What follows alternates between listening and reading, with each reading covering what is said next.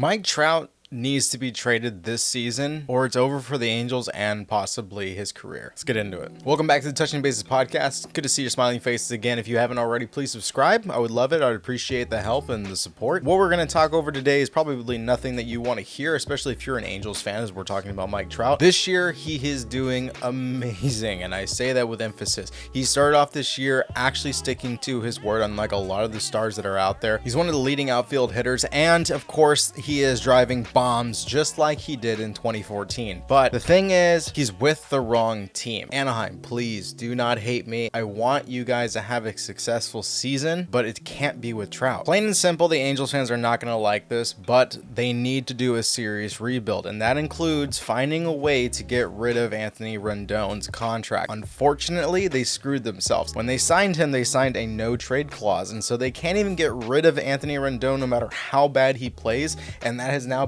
backfired. His contract is still good until 2026, so for at least these next 2 years, there's not much that the Angels can do as far as Anthony Rendon's contract. I do want to stick on the topic of Mike Trout because that's the main one, because my initial thought, if they didn't have a no clause contract, that was their perfect way to get rid of Anthony Rendon's contract by bundling with Mike Trout, because there are plenty of teams that would probably love to have him in their outfield. Now, with his contract ending in 2026, 2027 and 2028 could be a huge signing year for the Angels. Like, I cannot emphasize that enough. Their budget will exponentially grow. They'll have $38 million per year to spend on new players, or maybe just one really good player that can perform for them. And just to keep it plain and simple, who would be available in 2026? Well, let's start off with the hottest bat in baseball right now, Miguel Ozuna. If he does not decide to sign with the Braves again, he's going to be available for free agency in 2026. Kyle Schwarber, Eugenio Suarez will be back on the market. Chris Bassett, Blake Snell, Mitch Haniger, Zach Eflin, Bo Bichette, Nathan Eovaldi, Ha-Seong Kim, Vladimir Guerrero Jr., Luis Ariz, Kyle Tucker, Zach Gallen, Dylan Cease. All of these guys are going to be available because their contracts end in 2026. This could be a golden opportunity for the Angels to really pick up some star players when they drop Anthony Rendon's contract. And on top of that, they could right now trade Mike Trout away and get a lot of prospects that will be ready to come up to the MLB and perform by 2026. You're talking about a chance for a super team that will be able to make the World Series, which hasn't happened in so many years. Now, will they do this? Probably not. I'm not going to lie to you. I don't trust the Angels not to be a team that repeats history, and I'm talking recent history. I'm talking last year in 2023. The Angels haven't made a playoff appearance since 2014, and with Ohtani on this team last year and it being his final contract with a 56-51 record, Anaheim decided just to go full throttle. And I don't mean the Red Sox version of full throttle. I mean, they actually went full throttle and tried their best to win it. With a lot of their money tied up in Anthony Rendon, they basically pulled from their farm system. They added to rotation with Lucas Giolito for basically a half-year deal. They added first baseman CJ Cron, and they went balls out to try to make it to the playoffs. Sadly, they fell on their face. They didn't even make the playoffs, and all it was for nothing. They lost Ohtani. They weren't able to afford to sign his contract, supposedly, and then they just let him go to free agency instead of making a trade for the best player in baseball. They had to release Hunter Renfroe, Giolito, and 4 other players that they picked up. The worst part is the fact that they completely gave up on Ohtani. The diamond duo of Ohtani and Trout was no more, and much like the World Baseball Classic, Trout and the Angels basically struck out, and Ohtani won it all with a $700 million contract that luckily was deferred for 10 years, which supposedly he offered to everybody, including the Angels, going into his offseason, and they declined to offer it to him. Now we stand in a similar situation in the second half of April, the very first month of the season, where they're 7-8, with no Ohtani, no Renfroe, no Giolito, no Urshela, and on top of that, no farm system to look forward to. Their highest rated prospect is number 29 at international draft, which doesn't even make the top 100. The Angels are literally the only team with no top 100 prospects, and that number 1 prospect that they have, that's a 29th in the international draft, he's 17 and won't be ready for about 3 or 4 years. If you ask me, the Angels should be smart about this. They made the mistake last year, and honestly, I don't blame them for doing it. They wanted to try, they went for it, it didn't work out. But this time you need to be smart. You really took a huge loss over this offseason, and this could be an opportunity to rebuild and create something good. That doesn't mean you can't get Mike Trout back at a later date,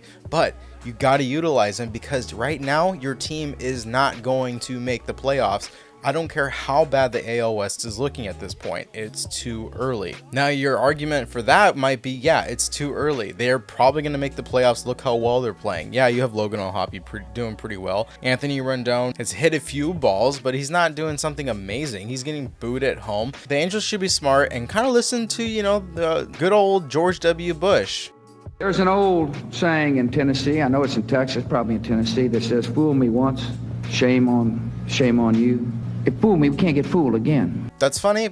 You should be laughing, but I'm serious. There are teams out there that may bite. I mean, Trout is definitely not looking at a World Series opportunity in 2024, at least as far as I'm concerned with how good teams are outside of this division. Maybe playoffs, but definitely not World Series, and I think he deserves that. And then given next year is going to be his 13th season, his prime is dwindling away. He's getting older, and it's not fair to him that he's stuck in an organization that isn't willing to put the money in to build a big team around him. I know I just emphasized that the Angels went full throttle at midway through last season, but they could have done a lot better. The selection was a little bit slim, but now they've made the mistake to where they weren't able to retain anybody. Trout is stuck leading this team, which he's doing a good job of. It's not just one player. You need multiple people to contribute, and there just isn't that strong enough base. Call me pessimistic, but I just don't see the Angels pulling it off. There are currently multiple teams that are looking for a star outfielder, and the options this offseason were, I mean, honestly bleak. You had Cody Bellinger, Jason Hayward, Kevin Kiermaier, Lourdes Gurriel Jr.,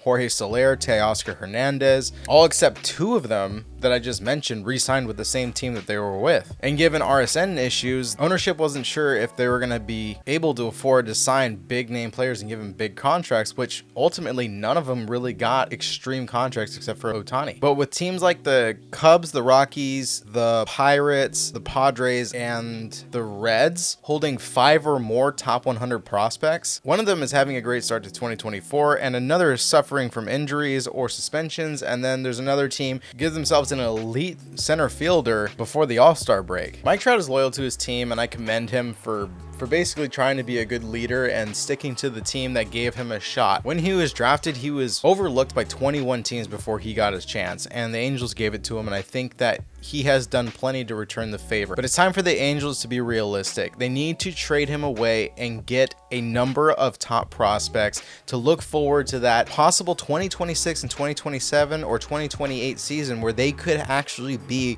World Series contenders with some of the best players in baseball. I understand, just being a Mariners fan, I wouldn't want to wait that long to know that this is what we're planning for a World Series 2 or 3, 4 years down the line.